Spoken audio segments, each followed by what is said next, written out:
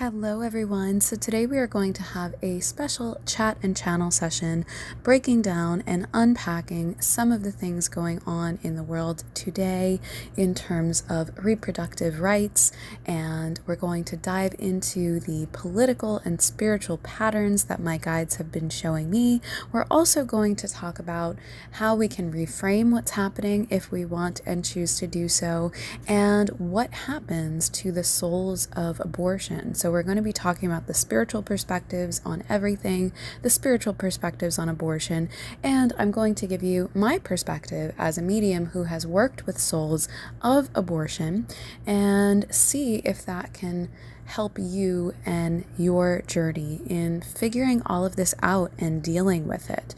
So I know this is an area that I don't typically go into. I don't typically discuss politics on my platforms for a very important reason, because I am someone who very much resonates with the quantum physics type of reality and spirituality, where all things are possible and where we are co-creators of our reality, and where I very strongly believe that everyone has free will and everyone has a right to their opinions, to their experience, and to choose their beliefs and experience.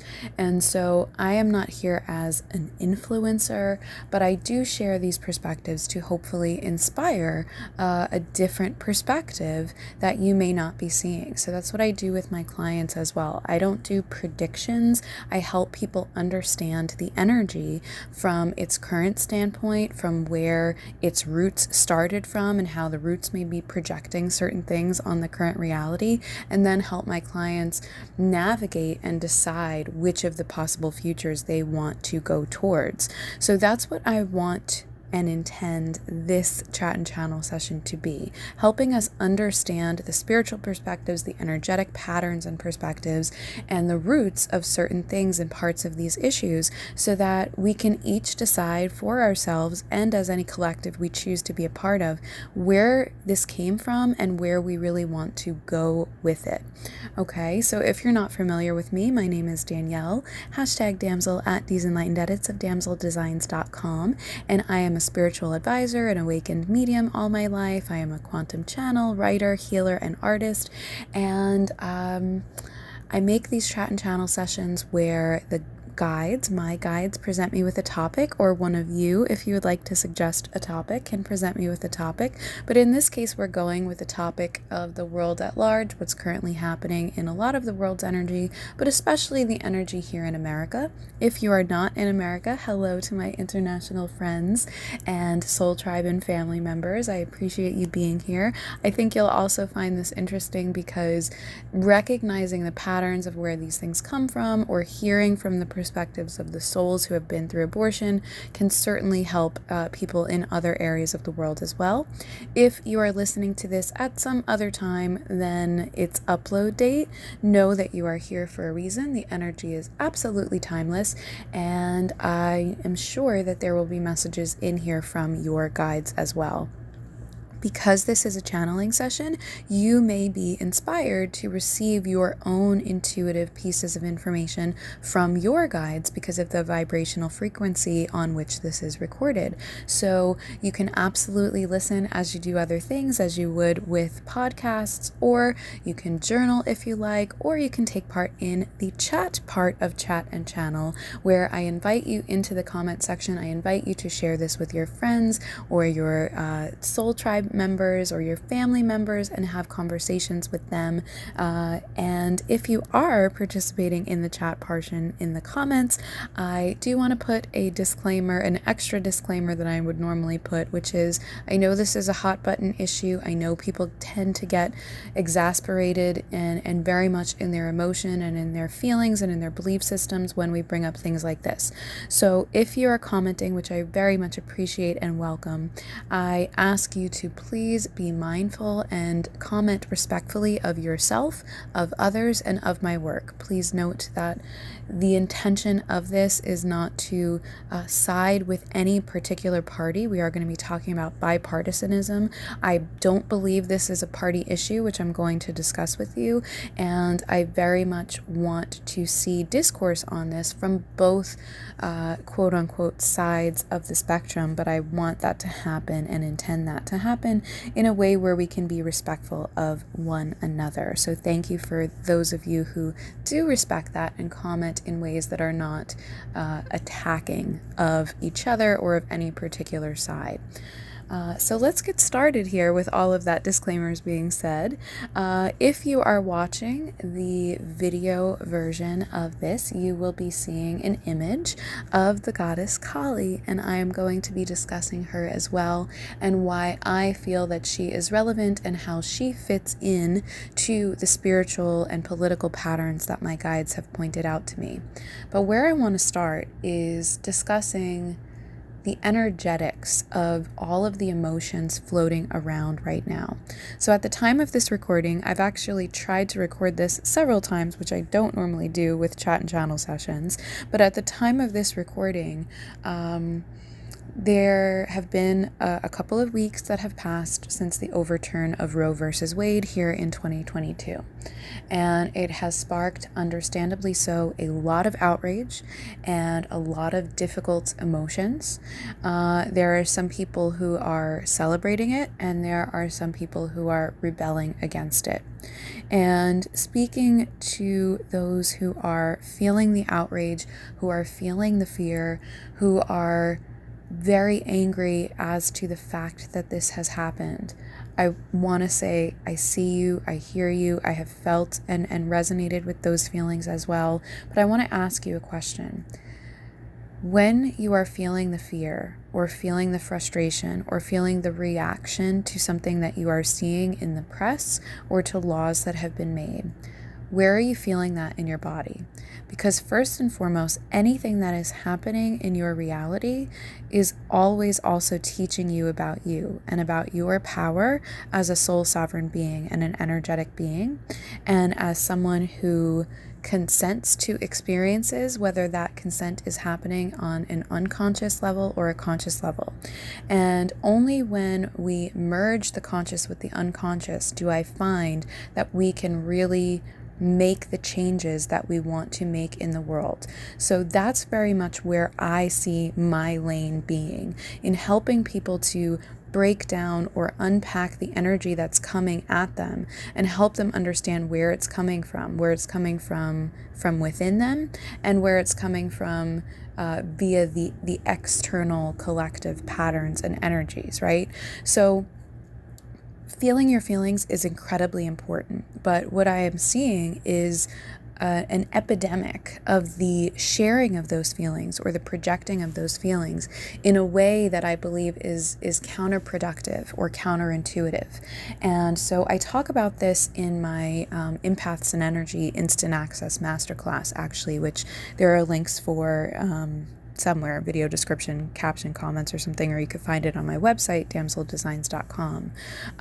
But this is an issue that came up when I was recording that class a few months ago, when it was relevant even before so many of this year's 2022's upheaval started happening with the shootings and then with this overturn of the law, which is that empaths and empathic people, which many women and female organed people tend to be more empathic.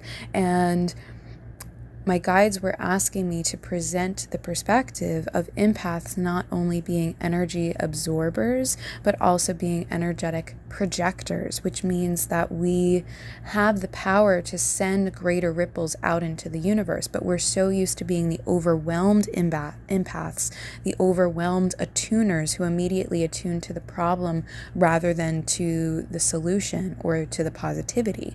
And so when that gauge is broken or locked to only be an absorber of energy, we are misunderstanding our power to also project energy. And the culture very much rewards those who project negative energy. At least at this time, the culture has been rewarding those who project more negative energy into the world or into the sphere, because people who are absorbing negative energy or are overwhelmed or clouded or shadowed with negative energy are easier to control in a public sphere and system. And so the system, I believe, has been using empathic abilities and the misunderstanding of our abilities as empaths to have us unhealthily share, I believe, not to place judgment on anyone, but to have us unhealthily share the outrage, the sadness, the fear, the frustration, because with all of that out in the sphere, we are easier to control as a people, and we are dissuaded from the power that's already within us to create. So when we are projecting, we are creating. And what I would say is, to those who are publicly processing their emotions and their feelings about this issue or any other issue that comes up in your personal, professional, or public life, I want you to ask yourself, what are you trying to project when you share something? Because there is an epidemic of people projecting from a place of their own processing.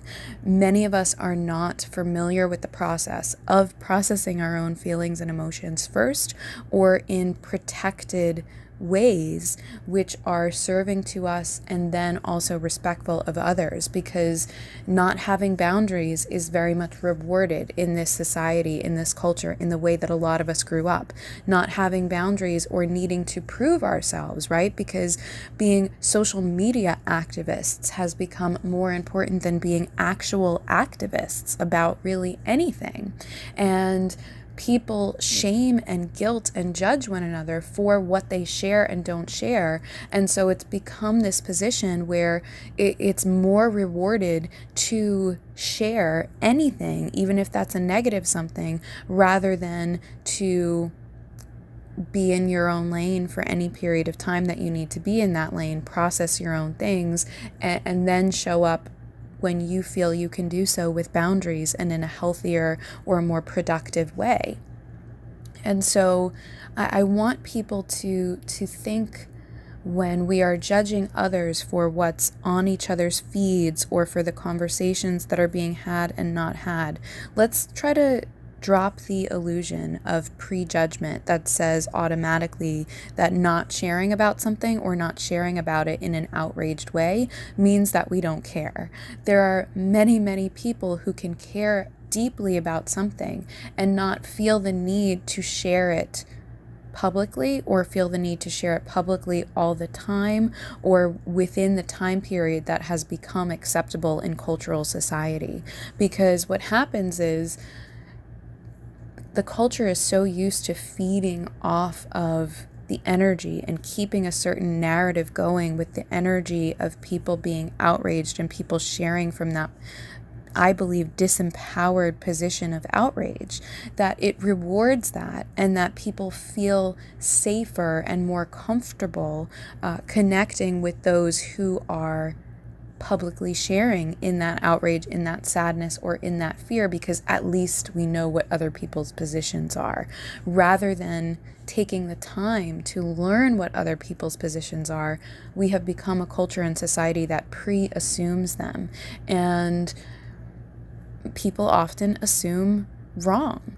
And also, I believe assuming is the lumping in together of ideas that often we don't like anyway, right? So we assume that because someone resonates or expresses themselves as a particular gender, or in a particular political party, or in a particular race, that they are going to have certain thoughts or ideas. We assume that because someone shares something different than what is currently the public narrative, that means that they don't care about it.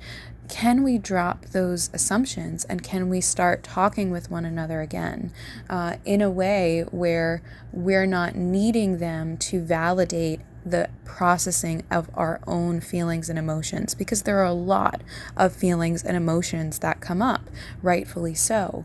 But I find in my work that when you need to share about them all the time, when you feel that you need to keep a certain narrative going, that is always or almost always calling you back to a part of yourself or your part of the experience that you are not recognizing.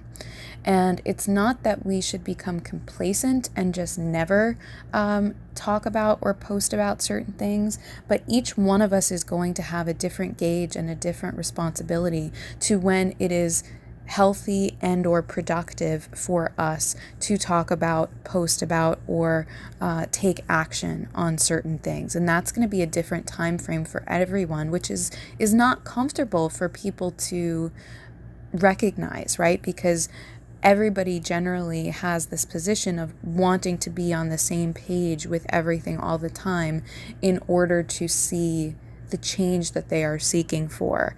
And especially with big things like this that seek to be lasting change, I think we need to embrace more the fact that people are going to have different waves of this. People are going to have different waves of emotion, different levels of participation, and different levels and waves of activism.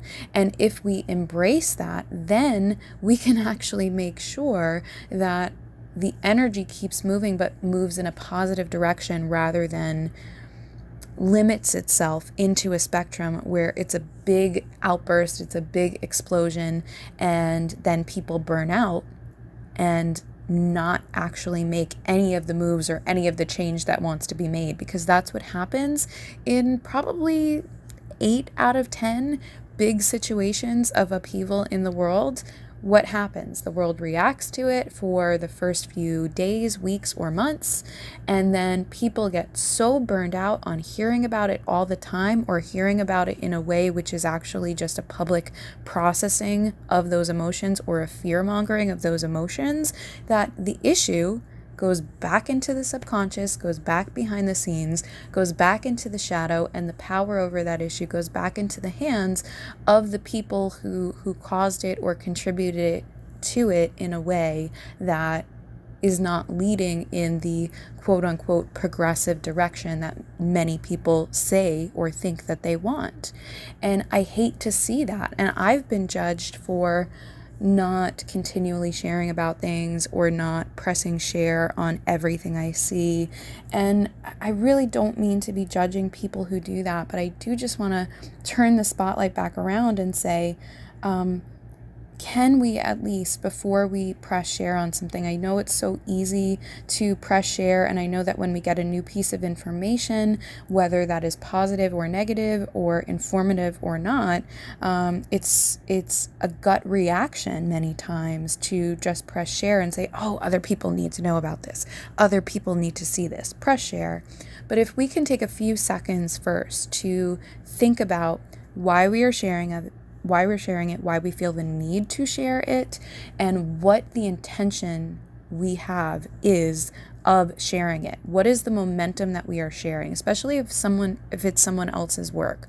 What is the momentum of the narrative that we are sharing from that person?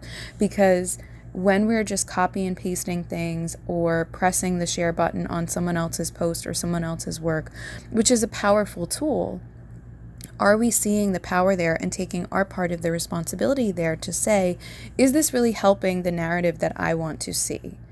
And if it is, fine, great, do it, whether it's contentious or not. If that is contributing to the narrative that you want to see, absolutely share it and repost it.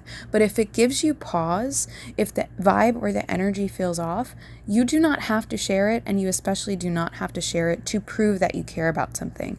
You have the right to sit in your emotion and take your time and say, well, how did that make me feel? Why do I want to share, and what do I want to be sharing?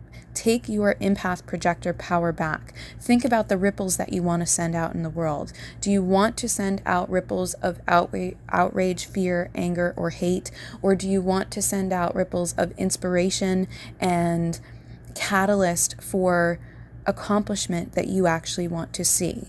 Because while things like creating posts or creating artwork or music or videos can be cathartic, the spreading of that, or the spreading of that as an incentive to act, is not always productive in the way that we on the surface think it to be. I want us to think about what the emotion is of rage, of fear.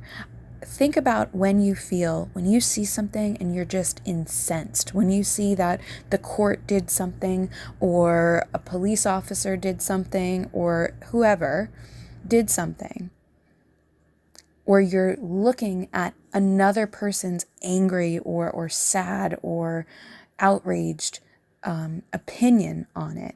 What do you feel? Where do you feel it? Because we are beings with mirror neurons. It is programmed in our biology to try to match that feeling. But when you are also an empath, you are a projector. So not only are you matching it and allowing and consenting it for it to be part of your reality, but you're then taking it a step further and also projecting that into the world in some way. So do you want to project what you are seeing, or do you want to take what you are seeing as an inspiration to project something different, or project a solution or a different type of empowerment to it? Because often those are two very distinct and different things, but we don't take the time to make that distinction because we fall into this trap of thinking that we don't have the time, that we have to act now or never. And in most cases, that's not true. In most cases, the momentum of a well thought out plan, or a well thought out post, or a post that's backed with the energy of stability, or a petition that's enacted with the energy of stability, and having dealt with the emotional aspects first and flipped the script and used them as empowerment rather than solely emotional based, has much more lasting impact than trying to just share from that place of emotion, or trying to sort of guilt or fear people into showing up at a protest or signing a petition or getting a law changed. If you'll notice, the movements that have lasted in history took their strongest roots with, in my opinion, with the leaders that were able to do so from a slow burn, let's say, rather than a big outburst, which eventually burns out. And I hate to see these major issues that affect so many people's day-to-day lives burn out because we're so used to that controlled perspective where it's easier or faster or more what we think of as cathartic to do it quickly, to do it mad, to do it sad, to do it victim-based. And I don't choose to see what has happened with the overturn of Roe versus Wade as victim-based. Now, sometimes I feel the victimness of it, and I need to take my time to process that. But I am choosing not to see this as victim-based because I want it to be remembered that our rights have not been taken away as women or people with reproductive right issues. Our rights have not been taken away. This is probably going to get flashback. Please keep listening. I have a point, I promise. Our rights have not been taken away. No one can take your rights away. No one can make you feel inferior without your consent, right? Famous Eleanor Roosevelt quote, one of my favorites of all time. And very much speaks to quantum physics, speaks to how we consent to things or not consent to things based on our belief systems and based on our reactions and based on our unconscious or subliminal consents, which are seeking to be controlled by forces in government, energetic forces, political patterns, programming, whatever you want to say.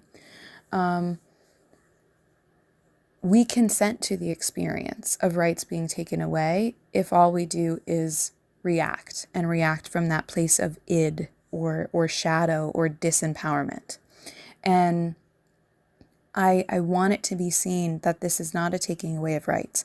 This is a limiting of the ability of certain people in certain states to use those rights easily. But it is not a taking away of those rights unless you choose to give it away.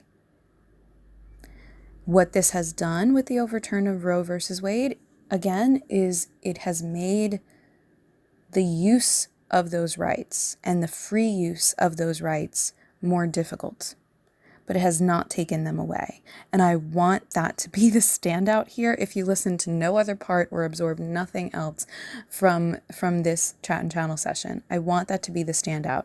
How can we turn the narrative around from rights being taken away to the use of those rights has been limited, or obstacles have been put in the way of the use of those rights. However, they are not taken away unless we give them away. And I don't choose to give them away.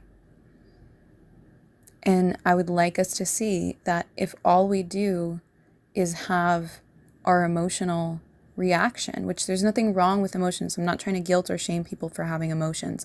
What I want to do is encourage people not to only act from that emotional standpoint, because emotions are temporary. There is no emotion that is permanent. Think about yourself through your life or through your day. There is no emotion that is permanent, no matter how much work you do on yourself. There is no emotion that is meant to be permanent. Emotions are always fluctuating. And so if we base movements or laws or petitions on simple emotional standpoints, even though emotions can feel complex, but if we base it on only that, are we not, in fact, setting up that change to be temporary?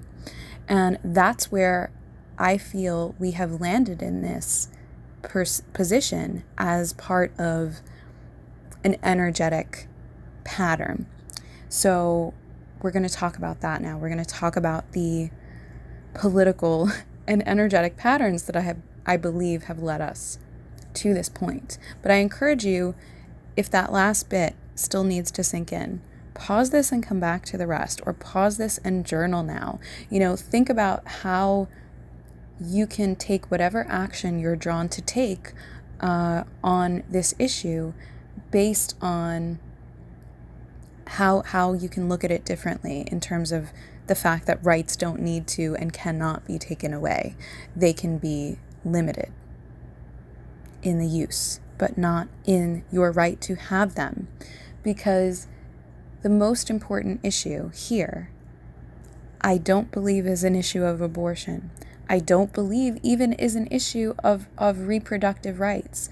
I know that there are privacy rights here and other facets of this Roe versus Wade overturning that we're going to talk about.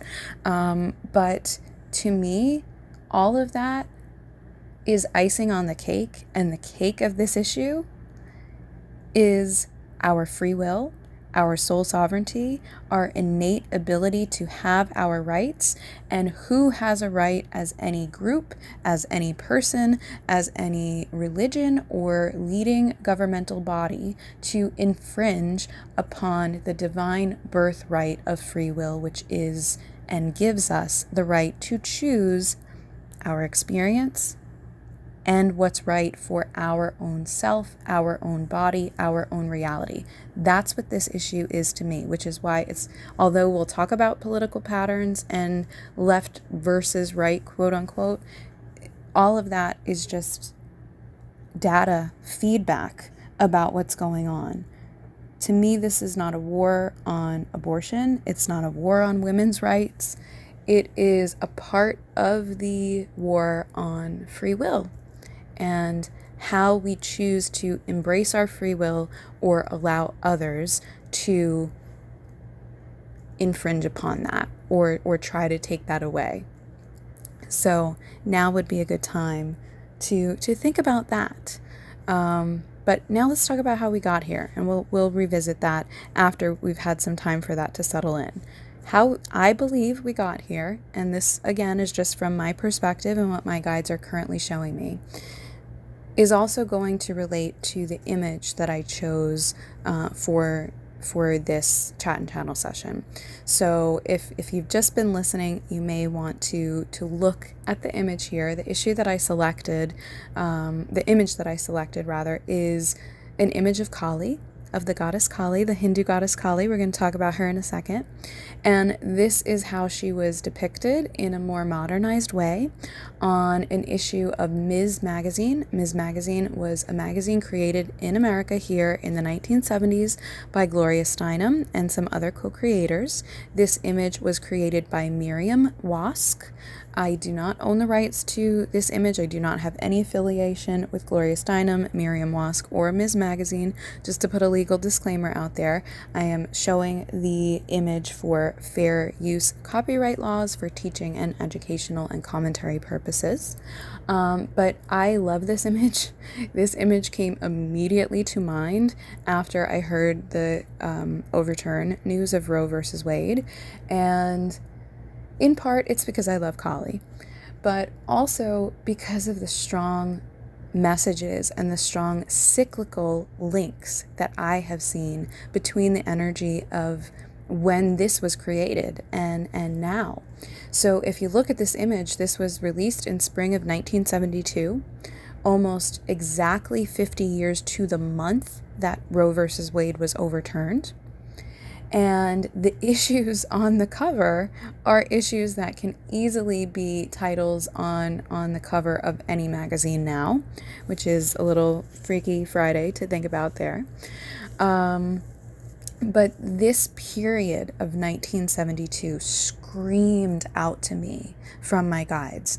My guides also brought me the image of the memory rather of, there was a show that also aired in 1972, in November of 1972 actually, called Maude with B. Arthur. You may know her better from Golden Girls fame.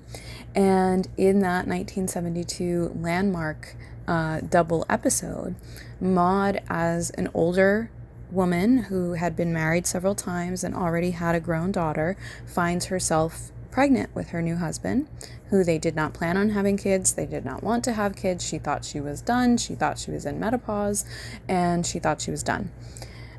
And she finds herself pregnant, and she ends up getting a pep talk from her daughter discussing how together they fought for abortion laws, and how abortion is no longer a dirty word, and it could be simple, just like going to the dentist, which is a big joke because many people hate going to the dentist.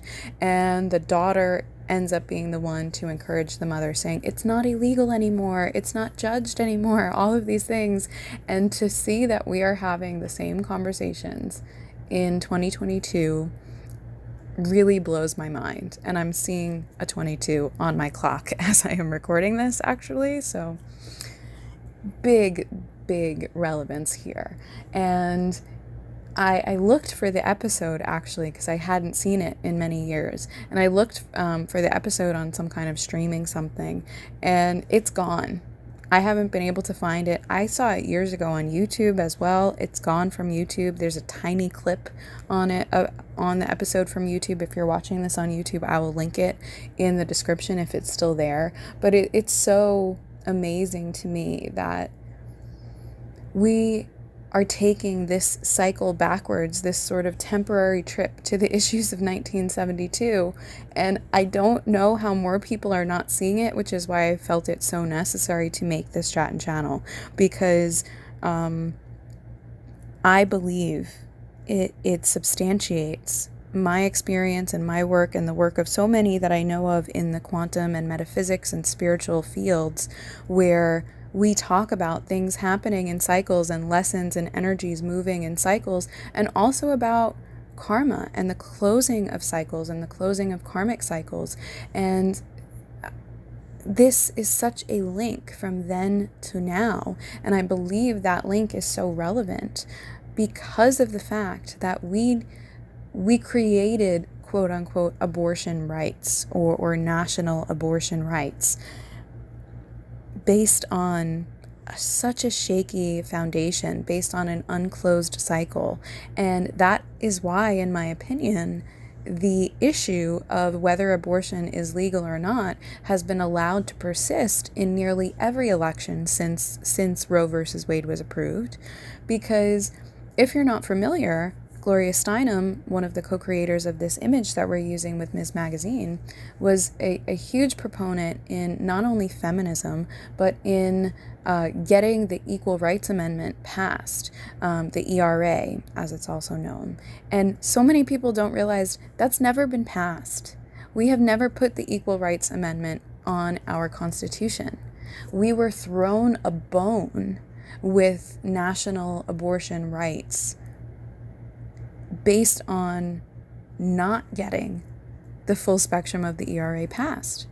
And people forget that. 𝑓ree𝓲𓋹�� and the feminist movement continue to fight for that publicly for several years after Roe versus Wade was passed, but eventually it petered off because it became apparent that it was just not getting approved. Every now and then, certain political leaders or activists will talk about it or bring it up again, but it's sort of this Mandela effect where most people thought, oh, we got abortion rights, that means we have equal rights and that the amendment has been passed, when in fact it was never ratified.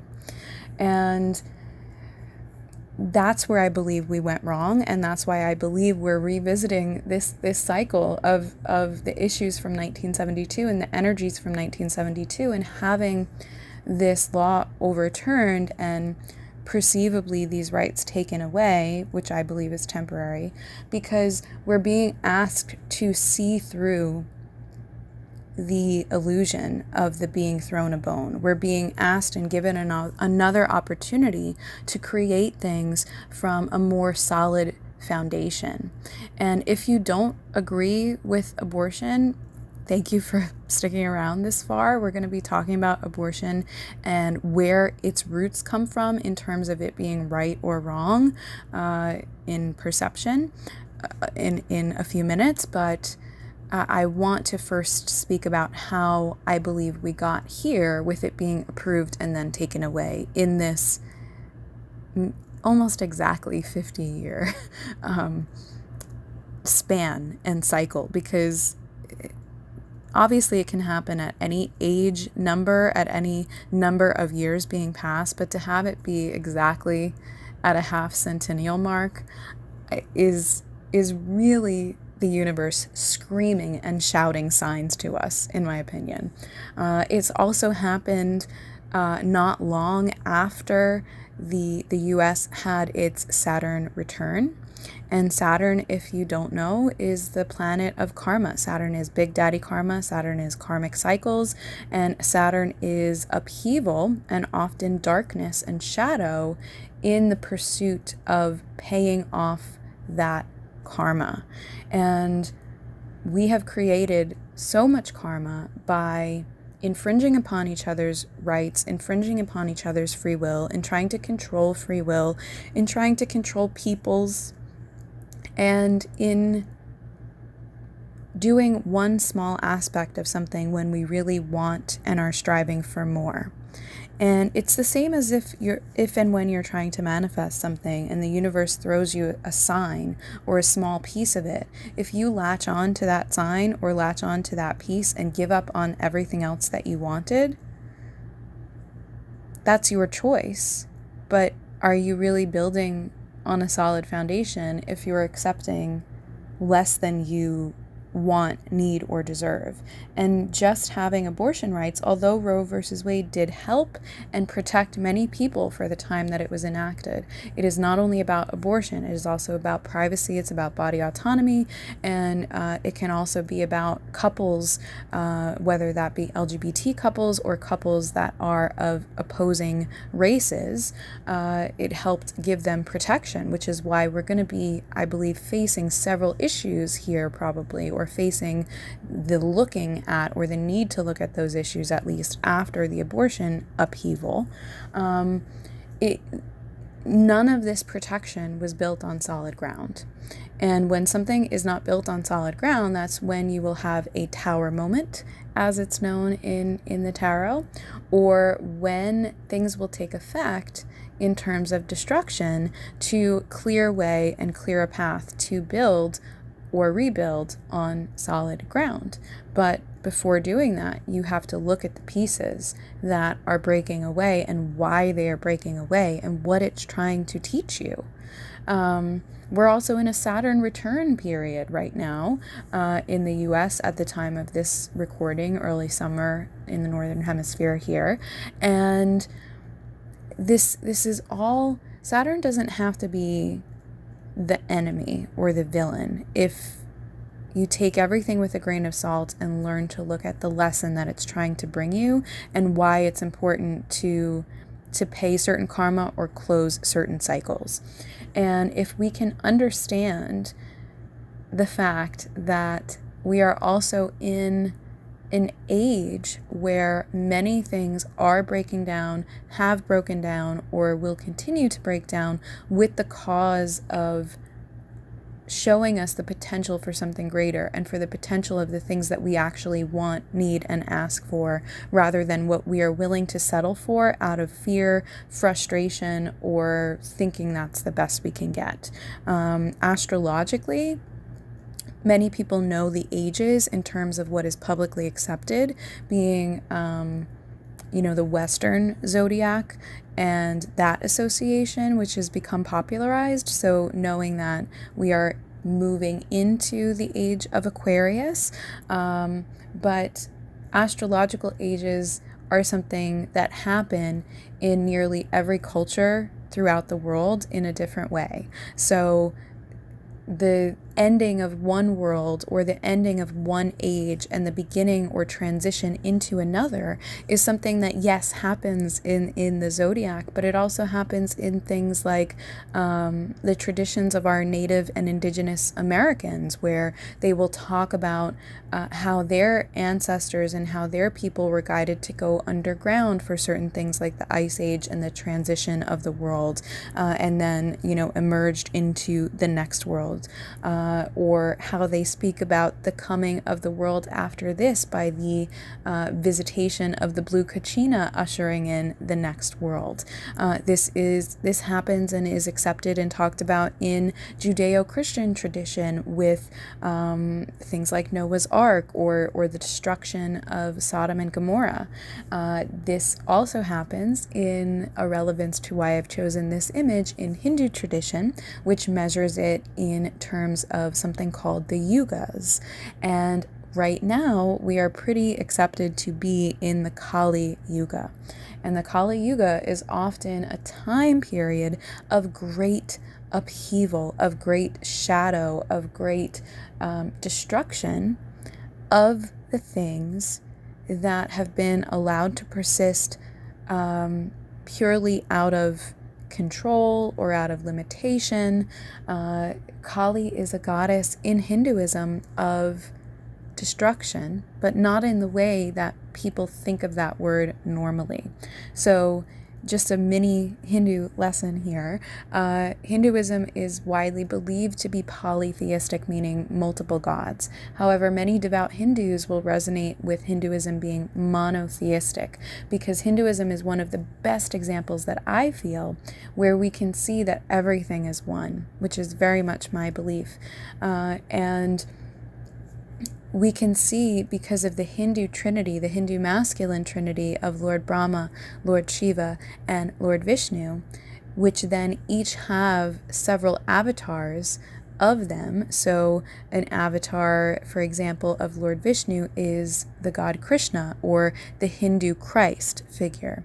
Avatar simply means another incarnation of them, another time period in which they came to Earth under a different name, under a different face, under a different perception, based on what the earth needed and peoples in that region needed at that time. That's so much what I believe God to be, all part of this one that is both masculine and feminine and everything, and able to manifest or appear as anything that its peoples need at that time and in that place, in order to expand or ascend, if you're more familiar and comfortable with that term.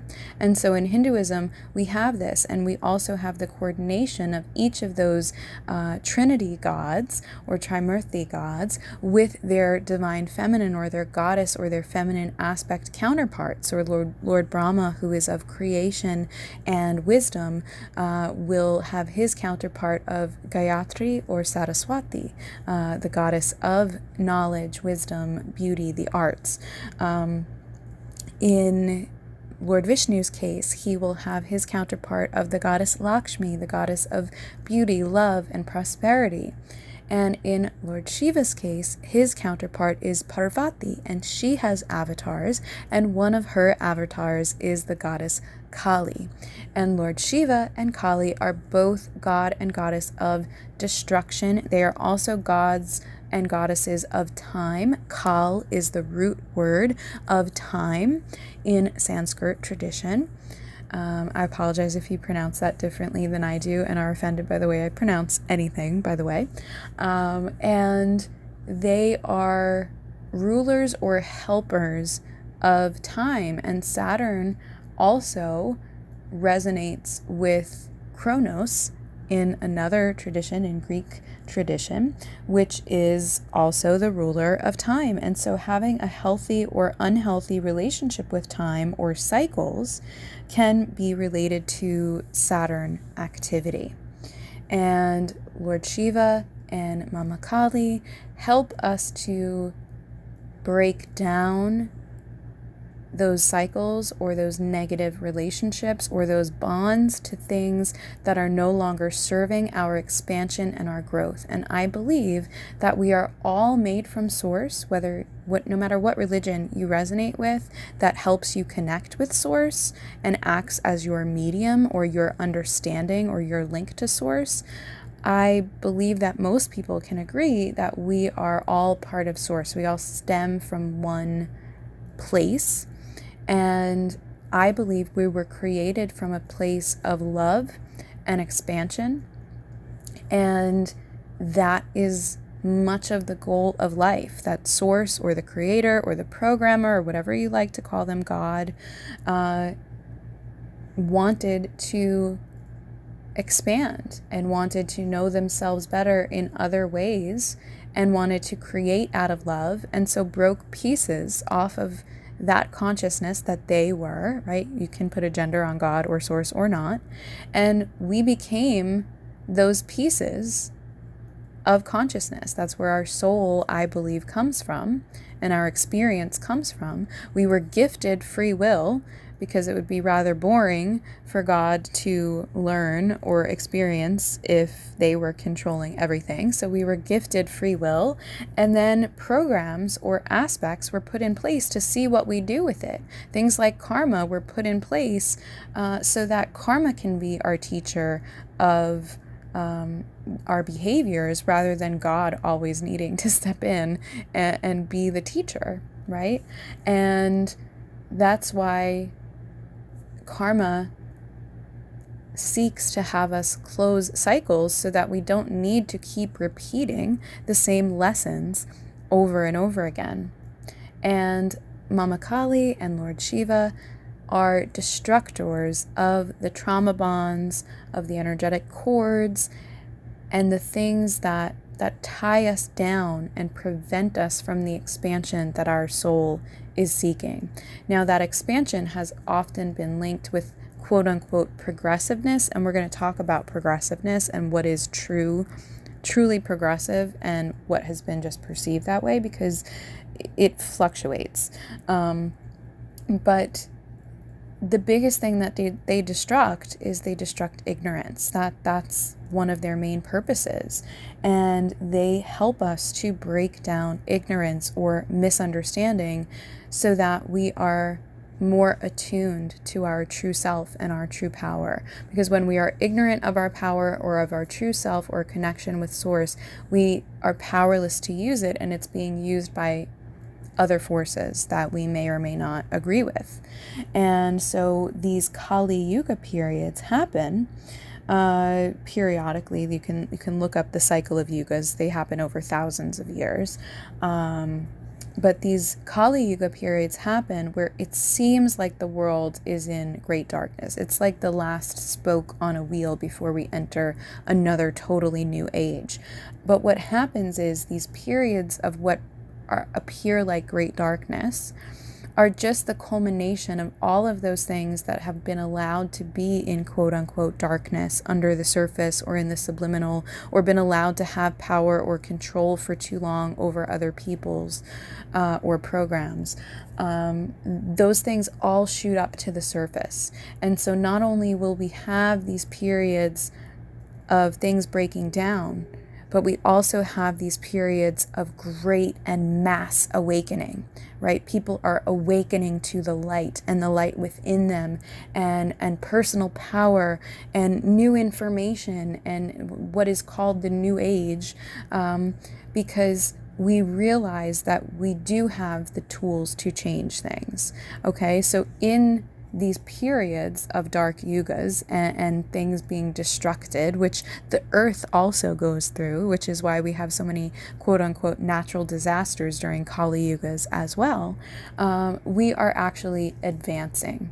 And that's why we have these pockets of awakening and these mass awakenings and people seeking to remember or relearn the ways to utilize their own power and decide which world they want to continue to be a part of, which reality they want to continue to be a part of, which aspects are working and want to be taken to the next level, and which aspects are dragging us down or attempting to drag us down. And Kali is known as a dark goddess and often appears really scary. This depiction of her on Ms. Magazine is very gentrified for a purpose we'll talk about. But most traditional imagery of Kali, she is fierce. She is flowing in the wind. She doesn't care what she appears like. She doesn't need to appear beautiful. She is powerful. She is pure power, and she is scary to many, many people. She wears a garland of dripping heads on her neck, and people forget, oh, that's not just random killing. It's not just killing anyone. That is killing with a purpose. Those are all demon heads. Kali goes into the darkness. She is not the darkness. Kali is powerful over the light and the dark, and is unafraid to venture into the darkness to help or uplift the light by removing the aspects of evil or ignorance that are acting as obstacles at that time.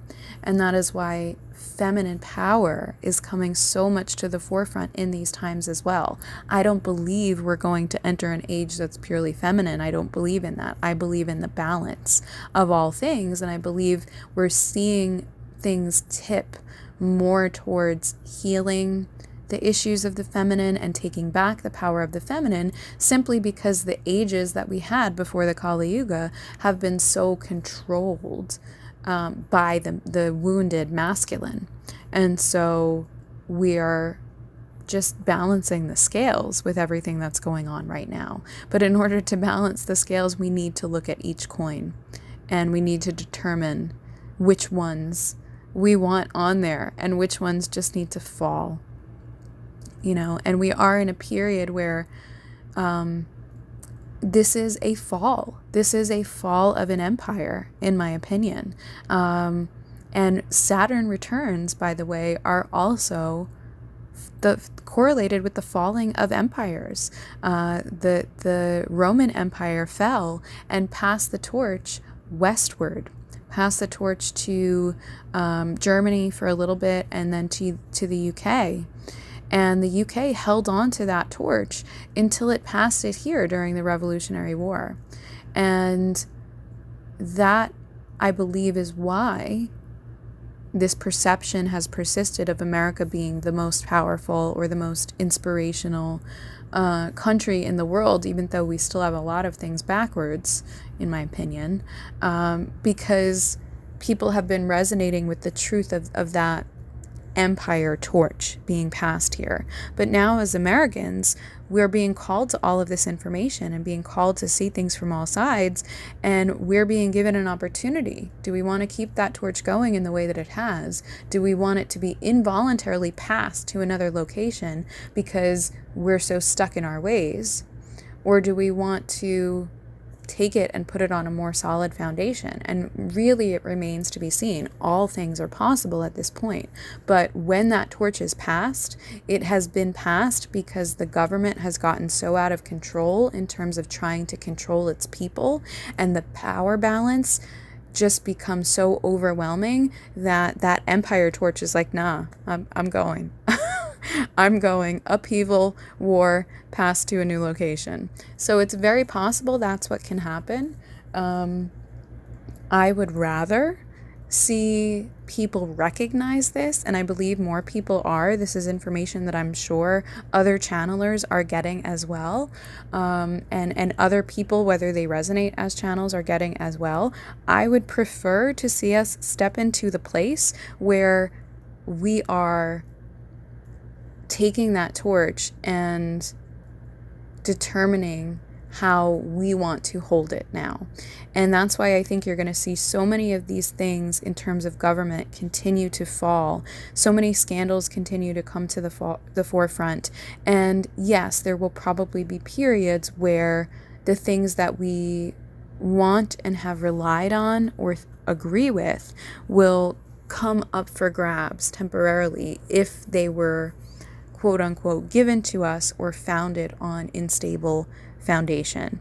And we have the choice whether we can and want to and put the energy behind redoing them in a healthier way. So in terms of abortion rights, I see that healthier and more stable way going towards people getting really incensed by this and finally seeing through the illusion of what rights we have given our government in terms of our privacy and in terms of our body autonomy and in terms of their control over our personal health, which is why I believe the pandemic preceded this, and our personal journeys, right? It's so much easier to give up power than to stand in your power at first, right? It seems so much easier to give up power and release control over things that you don't think you want to deal with than it is to stand in your power and be responsible for your own stuff.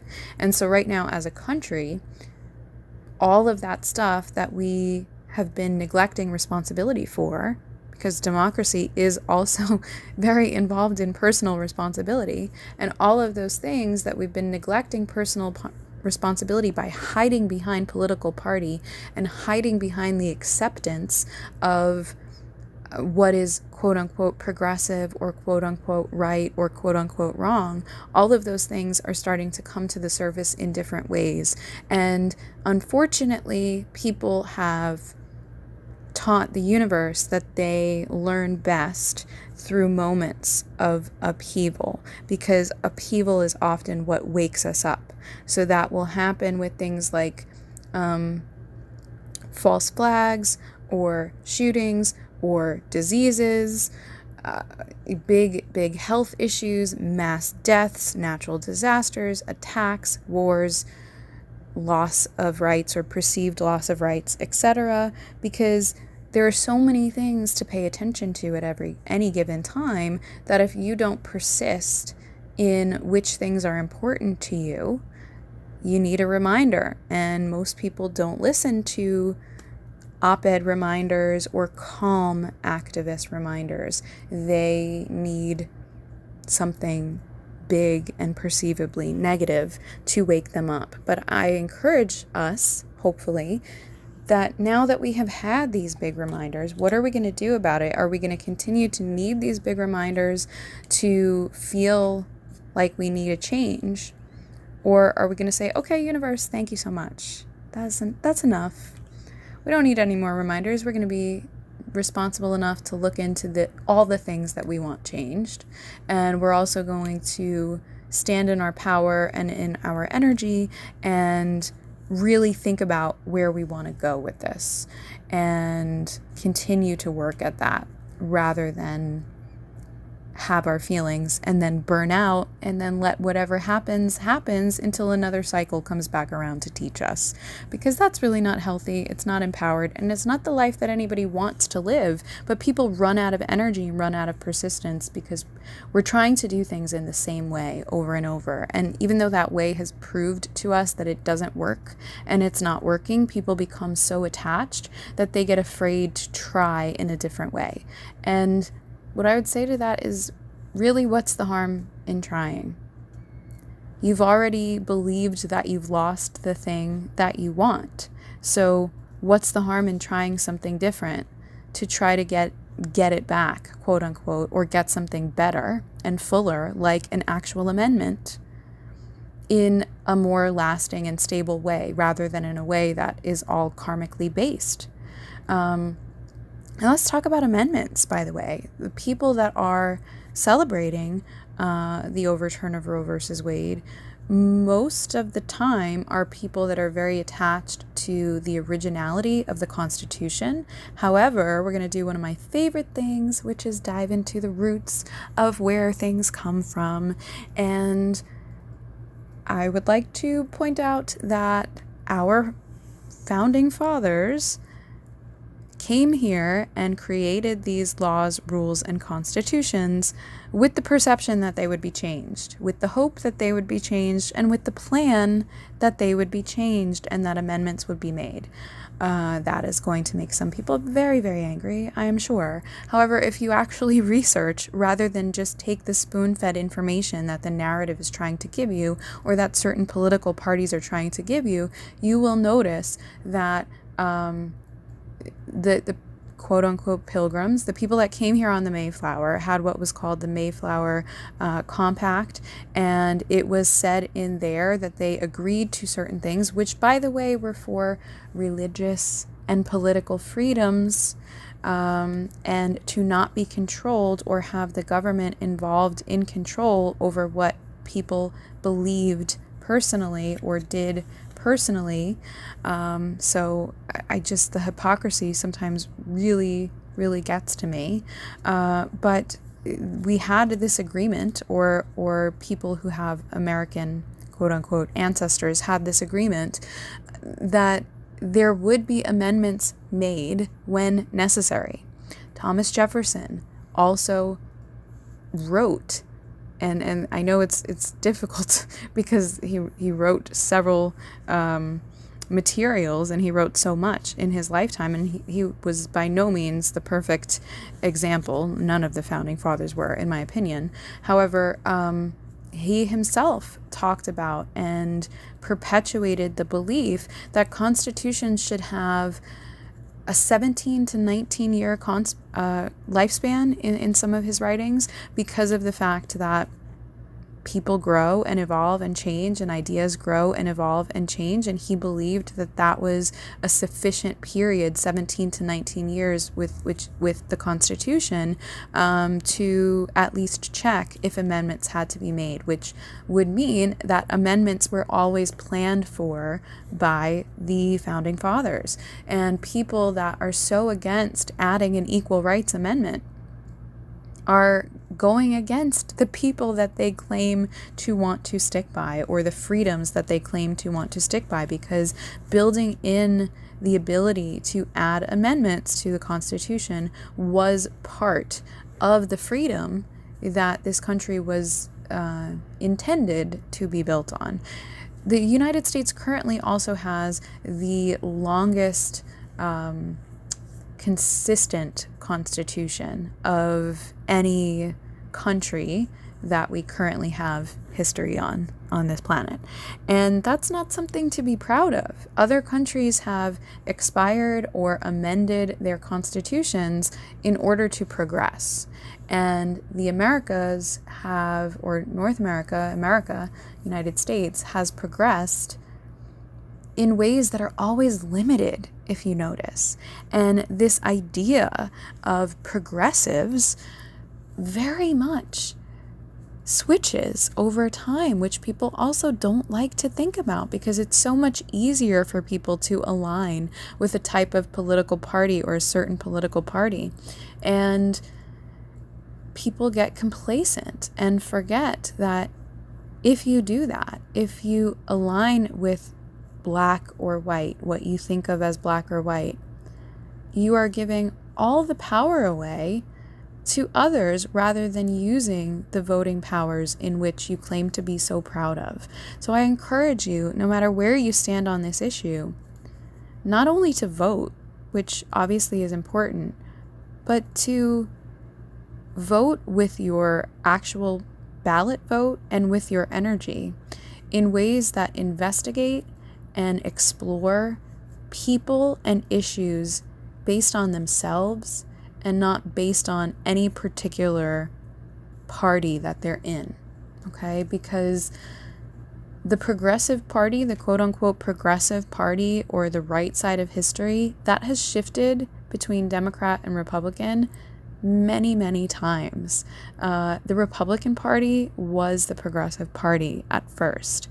The Republican Party was the progressive party in ending slavery with Abraham Lincoln. Although he did that for other political reasons as well, that was a Republican progressive president. Theodore Roosevelt. Theodore Roosevelt was a Republican and was considered progressive in terms of, although women did not get the right to vote in his presidency or in his lifetime, actually, it happened right after his passing, about a year after his passing, he met with the suffragettes and some of the top suffragists in our country and of the UK as well, and he pledged support to the suffragists. So he was a Republican progressive. And then over time, sort of, in my opinion, around the time of the Great Depression and the New Deal, with the other Roosevelts, the Democratic Roosevelts, we started to believe that the Democrats then switched to be the quote-unquote progressive party. Actually, if you look, FDR, Franklin Delano Roosevelt, decided to be a Democrat differently than most of the Roosevelt family was.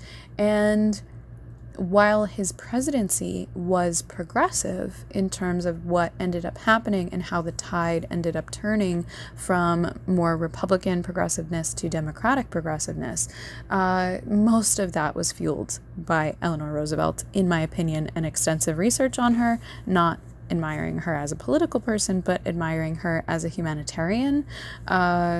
She is the one that fought for women's rights since really the 20s. She was a part of nearly every what was called at the time New Woman groups. She fought for human rights, for child welfare and labor rights. She was involved in so many projects that she brought to her husband before they were ever in office in the White House. They were in office as the First Lady and governor, excuse me.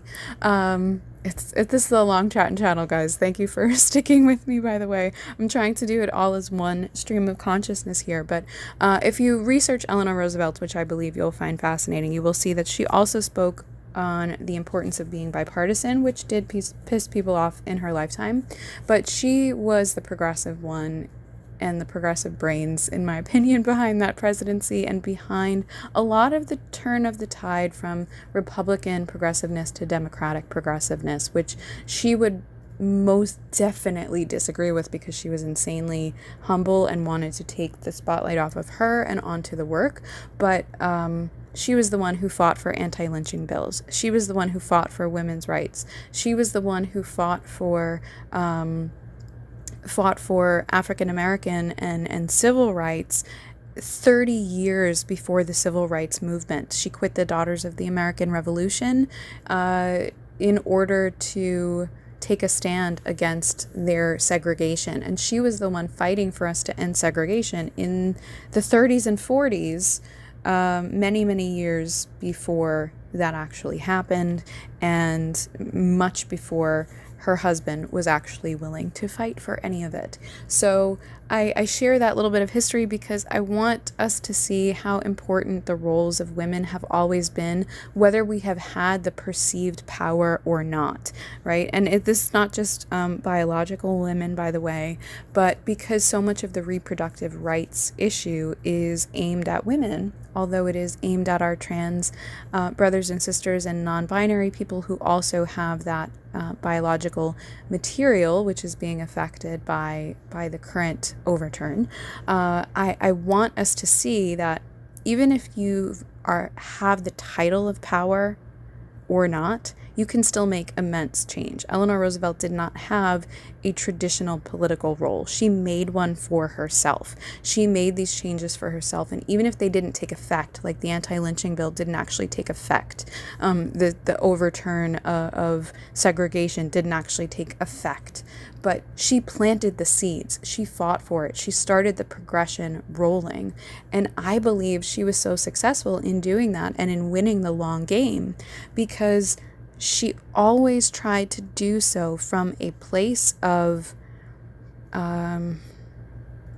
power, and power based on more than emotion. She spoke about things from both sides. She tried to connect with and reach people rather than playing one supposed side against the other. She got down in the minds with people. She got to the heart of where people's issues and roots were coming from, and I want us to do that more. I want us to speak with people and connect with people and understand where we each lie in terms of why we believe what we do, why we're happy or angry about these decisions, and why we agree or continue to agree with or consent to them or not. Because I think only when we dive down to those levels and those roots and are unafraid, like 𝑓reewill, to dive into the shadow and believe what we believe, or understand why we believe what we believe, we're not going to make the lasting change that we want to make. And I believe we're ready to make that change, but we're given the opportunity now to see if and how we want to make it. And this image of 𝑓reewill really spoke to me from Ms. Magazine, to bring the circle back around a bit, because she is depicted in such a modern way. And yes, that does make her more palatable. And sometimes being palatable is important, although 𝑓reewill is much more about the fierceness, in my experience. But once you get to know her, you no longer have to fear that fierceness or the appearance of that fierceness, because in my opinion, the people that are afraid of 𝑓reewill are those that are afraid of their own shadow and are afraid to do the shadow work and dive into their own shadow and understand what's there. And if you're afraid to dive into your own shadow, you're definitely afraid to dive into the collective shadow. Or sometimes you deflect your own personal shadow work and try to only dive into the collective shadow. And in that case, you're really not getting anybody anywhere, because you need to do your own work too. You know, democracy is a balance of personal experience and how we want that personal experience reflected in the collective. And that's why it's such a great tool, I think, for us to remember our soul sovereignty and our free will and how we want to use it.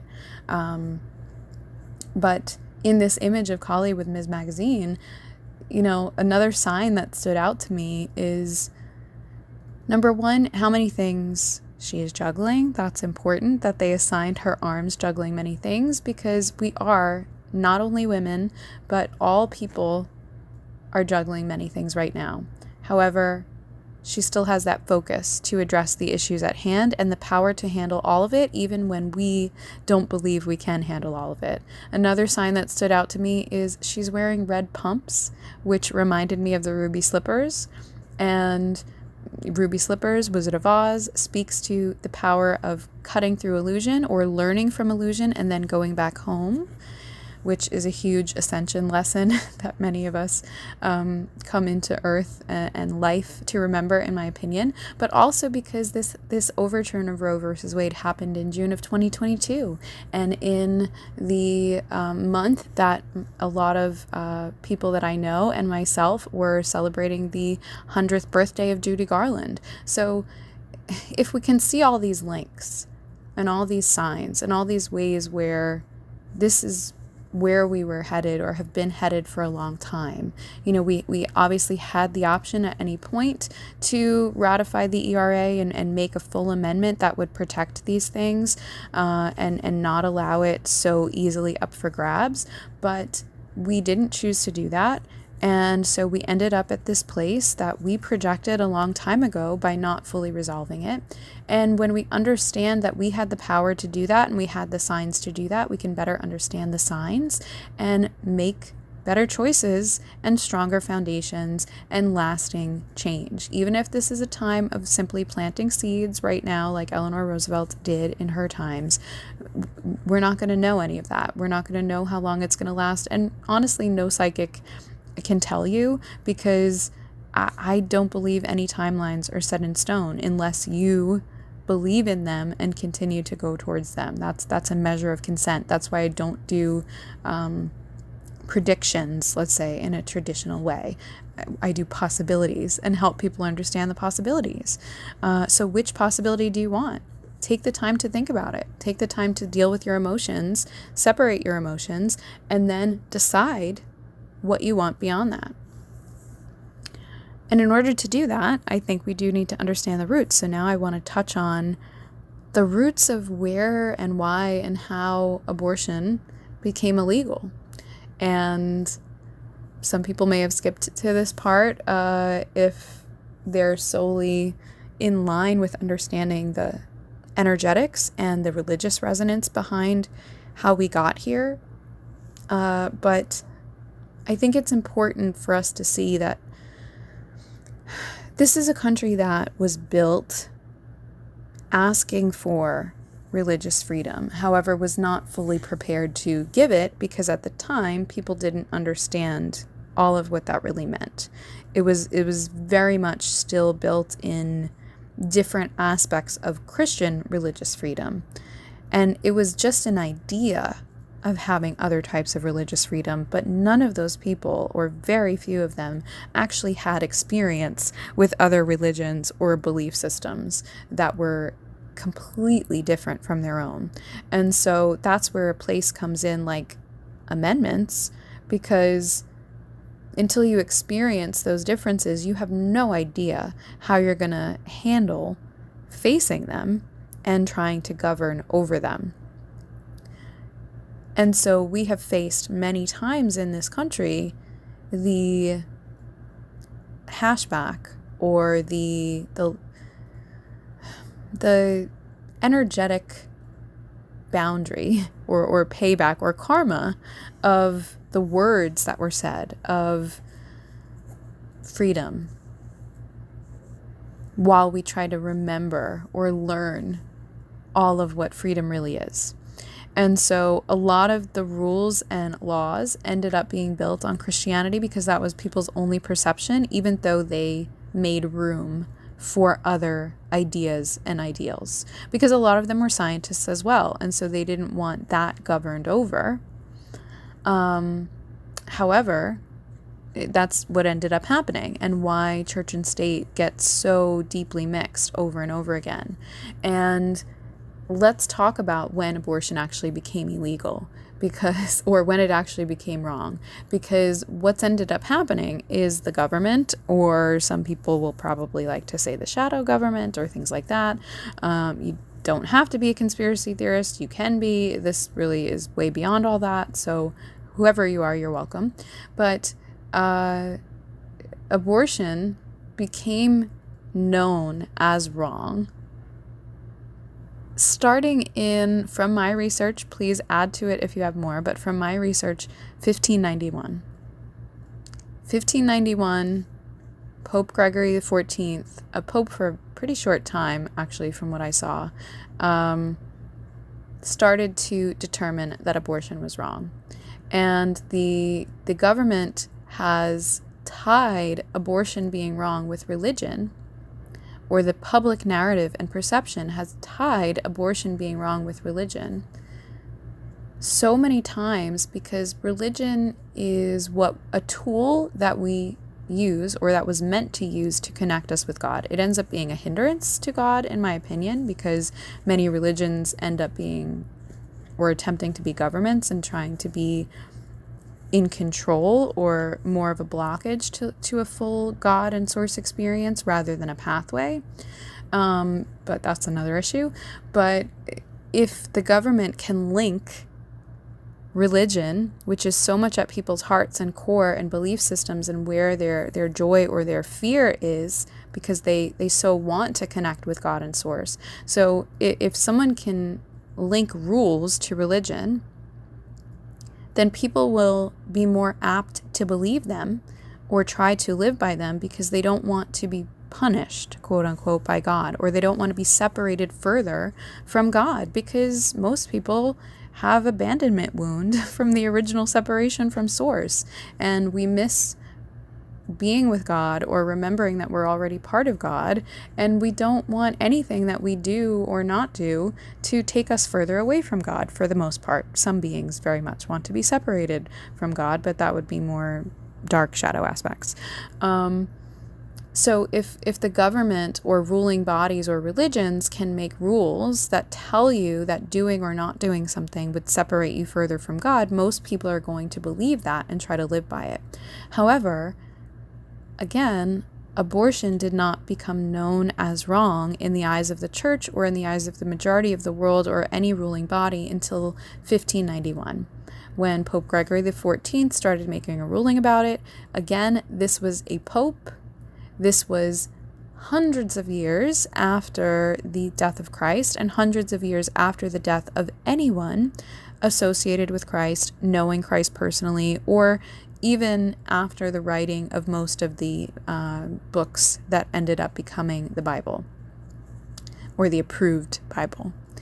And this decision was made by a pope who is the ruling body of the smallest country in the world, but that rulership presides over and presides over most of the world through religion. And this decision was made to enact laws or rulings over whether abortion was right or wrong, based on how old the fetus was. Now, what does that remind you of? Kind of reminds you of what we're still fighting about, right? So this pope made rulings over whether it was okay to terminate a pregnancy, or end or facilitate the ending of a pregnancy, based on whether that pregnancy accommodated ensoulment. So ensoulment is a church term of when the soul seems to enter the body. And in my experience as an awakened medium my entire life, and as someone who, again, has read for the souls of many in abortion, many souls who have gone through abortion, rather, or souls that have had abortions on their bodies, there is no time. There's no time that the soul guaranteed takes effect in that body by. That is something that every culture has a different idea on. Some cultures believe that it happens in a certain month of pregnancy. Some cultures believe that it happens in a certain time post-birth, or a certain number of days post-birth. Some cultures equate it to their laws, which is why in Japan and some of the Asian countries, people are already born with an age of 1 year old. Everyone believes differently, but everyone tries to put a set number on it from their experience, because people like to latch on to that information. However, as someone who has always picked up on not only abortions but pregnancies, I want to tell you that in my experience, it happens at a different time every time. That is solely dependent on the soul contracts of that individual soul with its creator, with its parents, and when that soul wants to be in or stay in the body. Which also can change. They can go in and out of the body until, they lock in or ground in at a certain month or day or age range. It varies every time because of our free will and our experience of life being different every single time. But Pope Gregory tried to make a ruling that said that ensoulment happened at 24 weeks or 166 days, and that's what became law. Now, I will say it's obvious that he was probably in touch with some scientists or some channelers who were tapping into a possible future timeline, because of the fact that that is the exact age that most doctors will tell you a fetus becomes viable if it is born now, with the medical advancements that we have now in this 2000s period, right? Only in the past couple of years did that become the age, with all the medical advancement and intervention that we now have, where a fetus could become viable. Previously, born at that age, a fetus would not be a viable baby outside of the womb. Only now is it relevant. So it's not to say that ensoulment happens at that time, but it is to say, is that not a curiosity that that's the time that they chose? That's the exact time that they chose. And isn't it curious that that links to our time period now? I am not saying that it is right or wrong to have an abortion before or after that date, because again, we're perceiving right and wrong to be what they said it was, which was the ending of a life when it has a soul. And they were trying to determine what that point is. Now, I'm going to speak to you in a minute or two about the souls and their perspective. But I do also want to give some of the other date ranges. So after that 1591 ruling, it became known as wrong or as a sin to have an abortion 24 weeks or afterwards. Abortion was very, very common, but abortion was common in terms of plants and midwives and apothecaries throughout the world. People really resist this fact, but it was something that was commonplace. It was something that was not judged to the degree or anywhere near the degree that it is now. It was not legalized. No one can harm one another for it. And it happened pretty much for the most part as simply as getting treated for something else, like a cough or gout or another common ailment of the time, because people had difficult lives or whatever reasons they didn't want a child to result from that pregnancy were their own, but it wasn't the turmoil of ending life like it is now or like it started to become after 1591. So after this period, the church actually did not make any ruling on this again, or any documentation on this again from my research until 1869. But in between that period, of course, people started coming to North America, creating the United States, and we had people like William Penn starting to equate that people could be rulers only if they believed and followed in Jesus Christ. There was a large Catholic or Christian or Puritan or Quaker component of people that were coming here to the Americas, and people started discussing the difference of right and wrong in terms of abortion. Now, it was still very common in terms of, let's say, Puritan communities. From my research, it was pretty common and it was pretty accepted. People were more committed to the idea of separating church and state in certain colonies than others, but it was not ruled over in any of the colonies until the early 1800s in Connecticut. And so in Connecticut in 1821, we had a ruling that took effect, and the first laws of illegal abortion starting to take effect, where they deemed it in terms of pre and post quickening, which is what they called ensoulment. And they decided when quickening was based on when the mother or the pregnant party would feel the fetus move inside of them as a baby. And they believed that to be the sign of the soul now being a part of the baby. Now, if you've ever been pregnant, you know, in early stages or sometimes late stages as well, it's not easily determinable when the movement is from your own body or from that of the child. So obviously this was not a scientific or religious method. It's just a method that men tried to grab onto. And honestly, it actually became more commonplace to start to devise laws over abortion, because things like medical doctors started to become more popular after this period.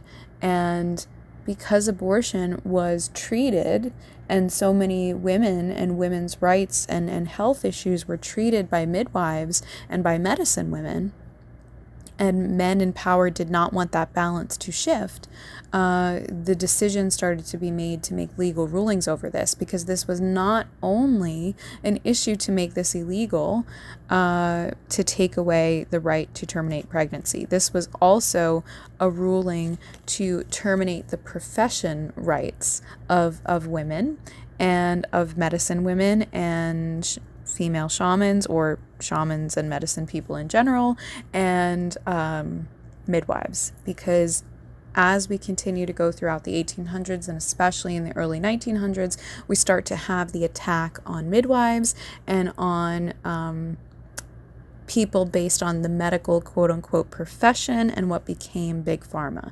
So as we continue to go throughout the 1800s, more people in the Americas started to have laws enacted over abortion.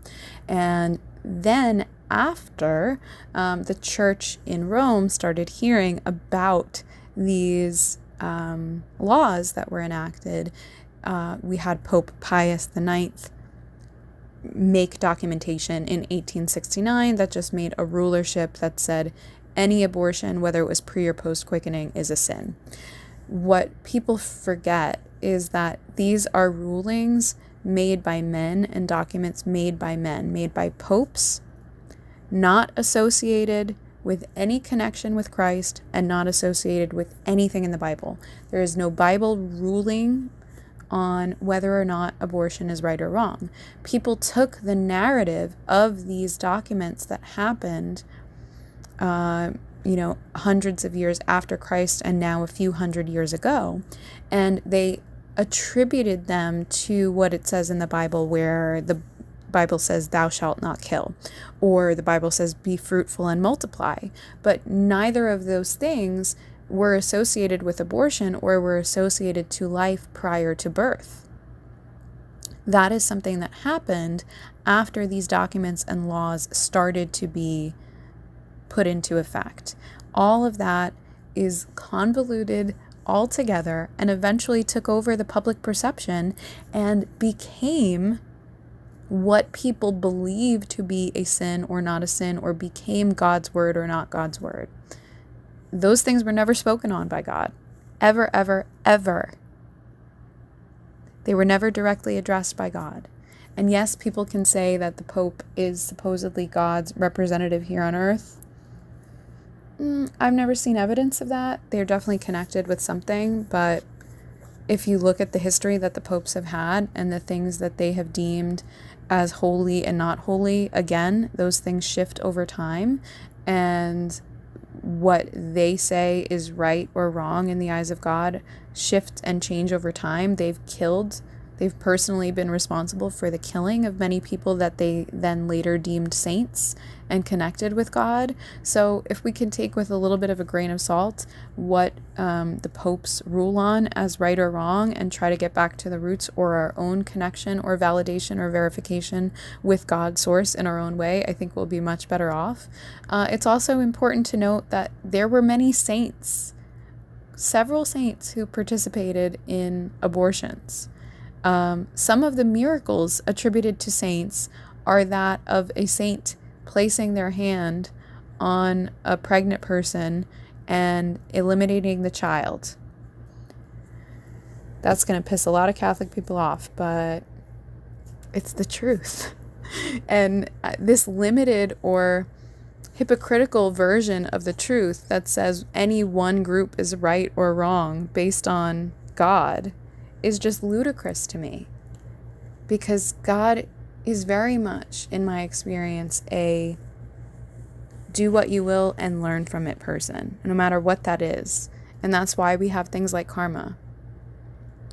That's not accepted in terms of things like law and ruling bodies, because it doesn't keep law and order in check, right? If people believed that they could do whatever they wanted, the fear is that people would be irresponsible and just do negative things all the time. And so the government and ruling bodies have sought to control that and limit that.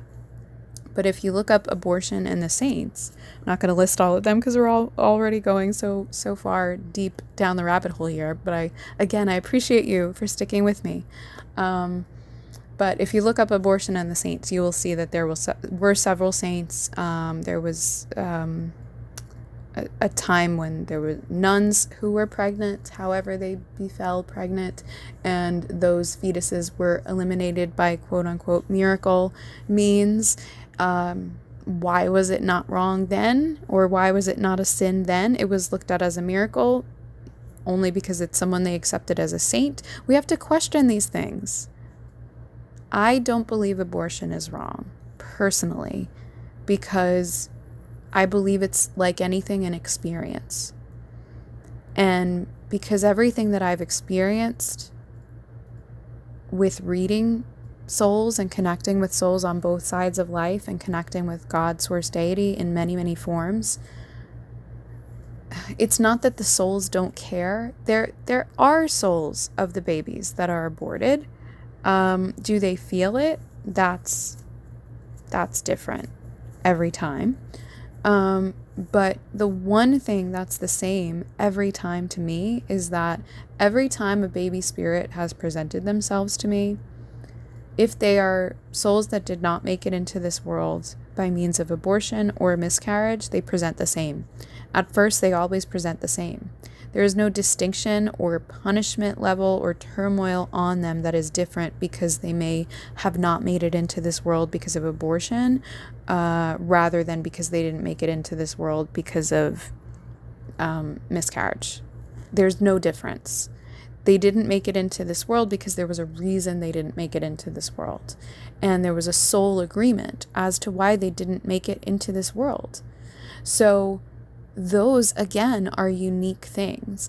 And it's not widely spoken about because I think the fear is that then people will have more abortions and cause more quote unquote death. And that's what people are afraid of. However, on the opposite end of the spectrum, there can be more death of people who are already ensouled or in their bodies because of having botched abortions or because of needing to go that route and not having the means to go that route because of laws at the time. So either way, we have to face the thing that most of us are afraid of, which is death. What's bigger than that is that we have to face what I feel is more important, which is how we use, understand, and respect our own and each other's free will and our right to choose and the divine plan that we are co-creators and a part of. And some people's divine plan includes abortion, and that is approved of, in my experience, by God's source creator as a means of learning and expansion. In other words, a teenage girl, a teenage couple may get pregnant and choose to abort that baby and end up having an extraordinary life of service to other people that they would not have been able to had if they had to stop their life to raise that child and take it in a different direction to raise that child. Now, are you going to say that God is not pleased by the helping of hundreds of others because of the taking of a different path by terminating that pregnancy? I think it would be very hard to say that. And I've experienced cases like that, with souls that the baby soul knows that they're not going to make it, or that the chances are high that they're not going to make it into this world. Now, whether that not going to make it is by means of abortion or by means of miscarriage or some other health issue or event, they know that the chances of them making it into a body in that time period are probably not high. And what ends up happening is we, in my experience, again, plan out our lives loosely. We make soul contracts before we're even born. We agree to certain things with our Creator before we experience them here in life, in reality. And these baby spirits choose the families that they choose the families that they choose to come into a body with, temporarily or not, for a reason. And sometimes a soul just needs a little taste of life. Sometimes that soul isn't ready for a full lifetime or a full life in a body, or they forget what it's like to have physical matter around their soul, and they need a little taste of what it's like by just having a few months of pregnancy. And sometimes that's enough for them. Sometimes a soul is just planting a seed and saying, hey, you're my family. Get ready for me at another time. I've experienced it many times where the parent got pregnant and then either had an abortion or a miscarriage, and that soul revisits and comes back to them at a time when they're in a healthier or more stable place in life. And it's just a, hi, I'm here. Get your life or your health together in another way and I'll be back.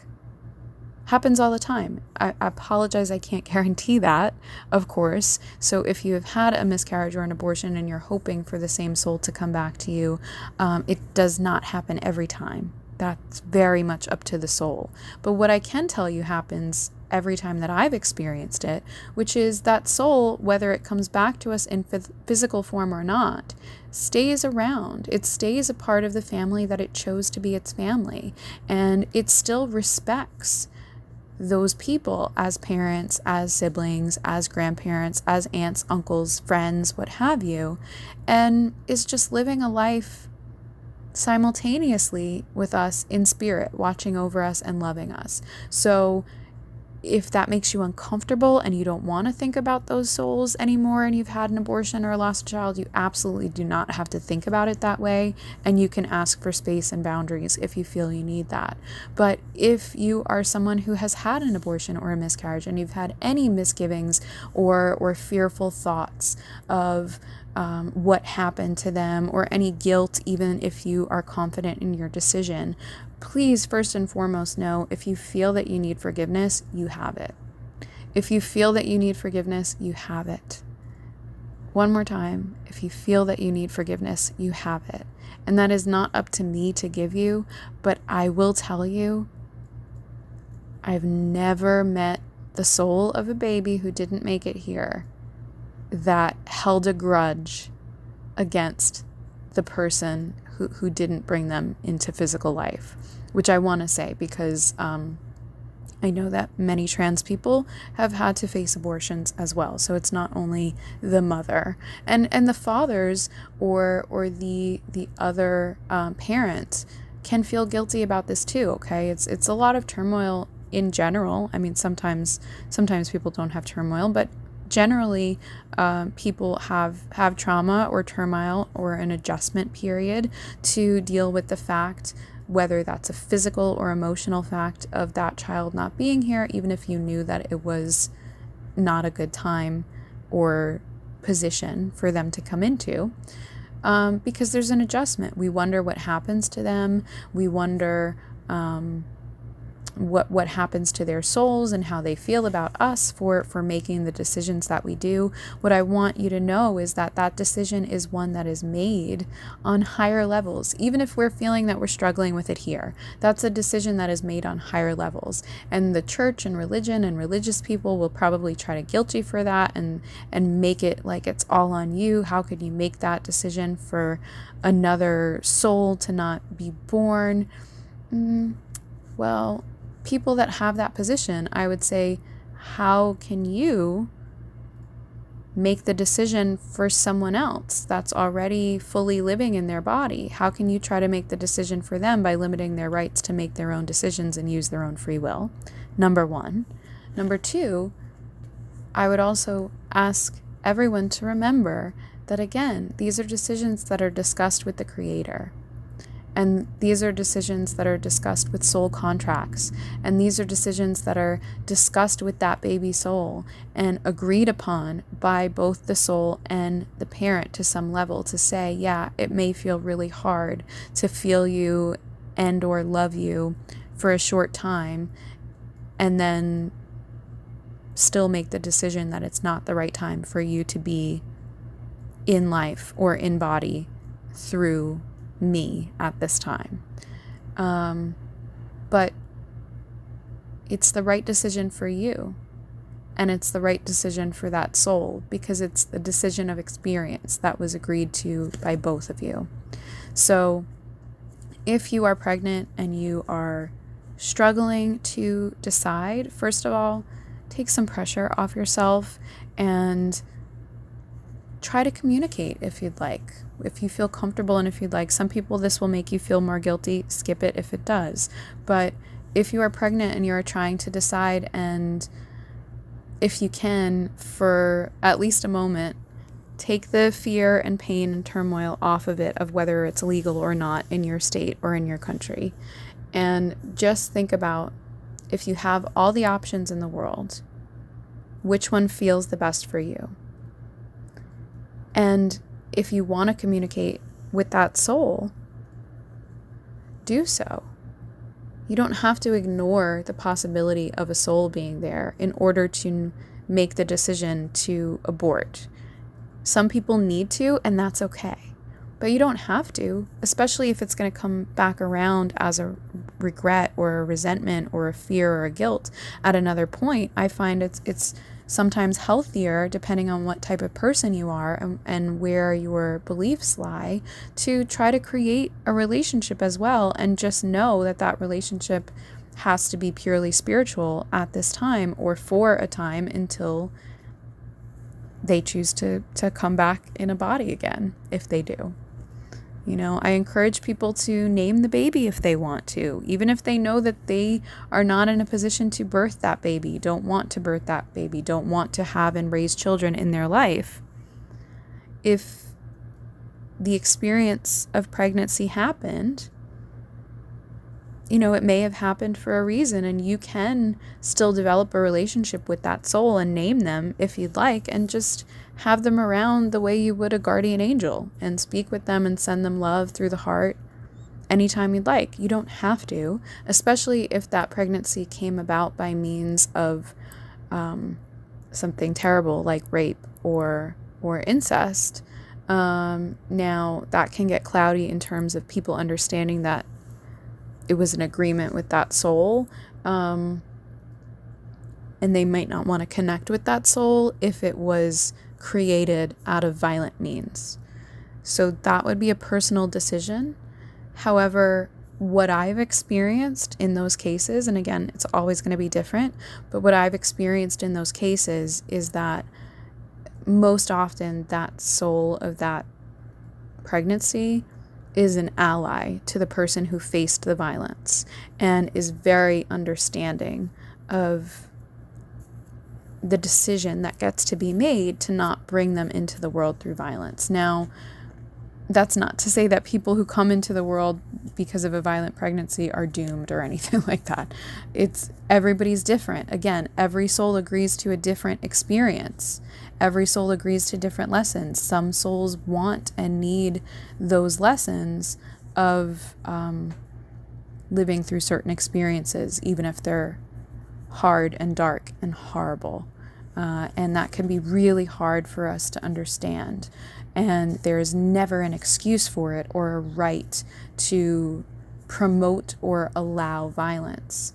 But if we can understand that life is far more complex and far more optioned than any religion or law has the right to give you, then we can start to see every situation as the unique soul contract and system of soul agreements that it is, respect it as in its uniqueness and in its free will to experience itself however it wants and needs to, and understand that whatever laws we are making should always, in my opinion, first and foremost be in respect of that free will and of the right for every person to choose for their own soul and their own body. And until the souls of those babies have full control over their own body, those decisions are always made together with the person's body who would be host to them as a means of a soul contract. And that's not something that's comfortable for most people to think about, again, because a lot of people want to give that power away to religion or to their idea of God. And God, in my experience, always wants to give that power back to us and say, yeah, but what do you want to do with it, with your free will? What choice do you want to make with your free will? Because God wants us to expand. And whether we expand positively or expand negatively, expansion and experience is expansion and experience. And the limiting of that, by the limiting of anyone's rights or free will, is something that, in my experience, is detrimental to God and it is really the real sin here. So we've said that in several different ways now. I'm pretty sure we've gotten the point across here. And I just want to say that I'm sending you love no matter which side of the fence you sit on this, no matter where your experience is, no matter what your experience with abortion is or your understanding of abortion is. You don't have to agree with me. Again, these are my experiences. These are my channelings and opinions and the way that I've connected with Source and seen Source illustrate themselves in many, many ways. I would question before you agree with someone else who says that they're speaking on behalf of God or God's law. Question them with some of the things that we brought up today in a respectful way. And if you are safe to do so, don't put yourself in danger to hold a point. But question them and say, well, do you know when it became quote unquote wrong in God's eyes? Because I don't see it as wrong in the God's eyes that I believe in. Do you know when it became legal and illegal? Do you know the roots? We've talked about several of the roots today for a reason. We've talked about the right and the left, right? And honestly, guys, in my opinion, the reason bipartisanism is so important to me and the reason taking things on a person by person and issue by issue basis is so important to me is because political parties are two puppets on the hands of the same puppet master, in my experience. And it's all about a game and how we choose to consent to it or play it. And if we can see it that way and start distancing ourselves from needing to be on one hand or the other of the puppet master, then I think more of us can get to the head or to the heart. And those are the places that I would rather be and that I would rather see reality operate from and make decisions from. So if you're there with me, I appreciate you. If you're still on the hands of one of the puppet masters, I appreciate you too. And thank you for being here and listening and respecting my perspective and experience. I hope that I have inspired some of you today to think about things a little bit differently and at the very least to try to reframe how you see or tell the narrative of your experience. And first and foremost, always remember that you are more powerful than you think you are. You do not need to give that power away to anyone. Yes, you can have emotion about whether or not others are seeking to limit or control that power. Absolutely. But what are you going to do with that emotion and what are you going to build from it? what are we going to do?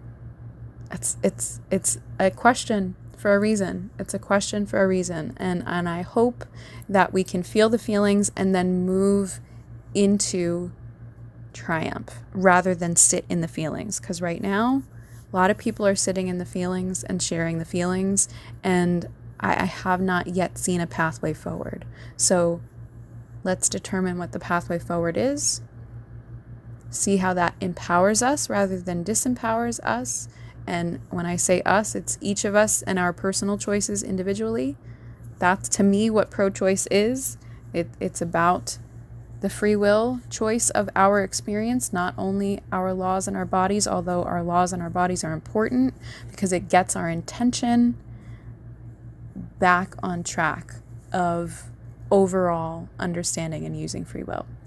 And I appreciate you for doing that in any way that you choose and are able to do that and being here. I would love it if you leave a comment, if we have more of a discussion with this. I went over as much of it as possible. We've been going for quite some time now, so thank you for sticking with me. If you would like to work with me further, you can find me on my website, 𝑓reewill.com, where you can explore the different types of spiritual sessions and offerings. I offer quantum sessions, Akashic Records sessions, mini readings, etc. On there, you will also find digital downloads, including the Empaths and Energy Instant Access Masterclass that we spoke about a little bit earlier, and digital downloads, energy artworks, enlightened merch with my energy art on it and such. If you would like to go even further than session work and you find that you are navigating some large transitions or upgrades in your life, you may want to reach out to me and contact me to see if we are a good fit for spiritual advising, consciousness consulting, and quantum energy healing packages. So those I do on a consult basis first to see if we are a good fit for such deep work. So rather than purchase those through the website, you can shoot me an email or a message about that. And if you would like to support me and the works that I share publicly, that is very much appreciated. You can do so by following or subscribing on YouTube, Instagram, several platforms that I'm on. I will link as many of them in the description or comment section as I can, and feel free to do that. Share this with others. And if you would like to support my public works, you can also do so through energy appreciation donations. All amounts are greatly appreciated, and you can do that through paypal.me/𝑑senlightenededits. And I am very happy that you made it to this point and excited to see what you do with the inspiration of this information. I am sending you much love and many light codes, and I will see you or speak to you next time. Love, Danielle, #damsel at 𝑑senlightenededits of damseldesigns.com. Be blessed.